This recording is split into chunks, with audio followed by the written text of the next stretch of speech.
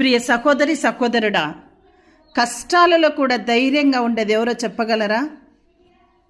ఎవరూ లేరని మీరంటారు, కానీ నేను చెప్తాను, ఎవరైతే దేవుడి మీద ఆధారపడి జీవిస్తారో వారెప్పుడు కూడా నా జీవితంలో కష్టం ఉంది అని అనుకోరండి. వచ్చినటువంటి ప్రతి కష్టాన్ని కూడా అంత అలకోకగా సులువుగా తాము దాని నుంచి గట్టెక్కేస్తారండి. ఇది నిజం. ప్రియ సహోదరి సహోదరులారా, మీరు మంచి ప్రార్థనా పరుల దగ్గరికి వెళ్ళండి, వారిని అడగండి జీవితంలో ఏమైనా కష్టాలు ఉన్నాయంటే వారు ఎప్పుడు వాళ్ళ సంతోషాలనే చెప్తారు, దేవుని యొక్క అనుభవాన్ని చెప్తారు.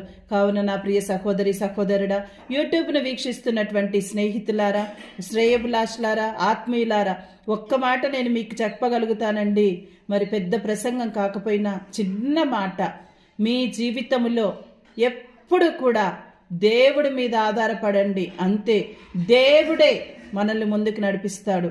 మన కుటుంబ సభ్యులు, మన యొక్క కట్టుకున్నటువంటి భర్తలు, మరి కుటుంబంలో ఉన్నటువంటి అత్తమామలు, పిల్లలు, మరి పక్కనున్నటువంటి పరివారము, ఎవ్వరు కూడా నీ కష్టాలలో, నీ సమస్యలలో నీవు కొద్దిగా బాధపడుతున్నావని తెలిస్తే ఓదార్చేవారు ఎవరు ఉండరు, సంతోషించేవారే అధికంగా ఉంటారు.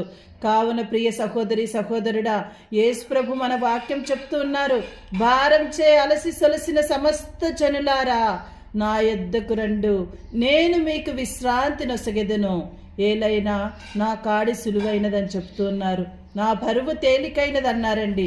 ప్రియ సహోదరి సహోదరుడా, ఈరోజే మరి దేవుని మీద భారం వెయ్యి, దేవుని నమ్ము, దేవుని విశ్వసించు. దేవుని నమ్ముకున్నటువంటి ఏ బిడ్డకు కూడా భయము లేదండి, ధైర్యమేనండి, సుఖశాంతులేనండి.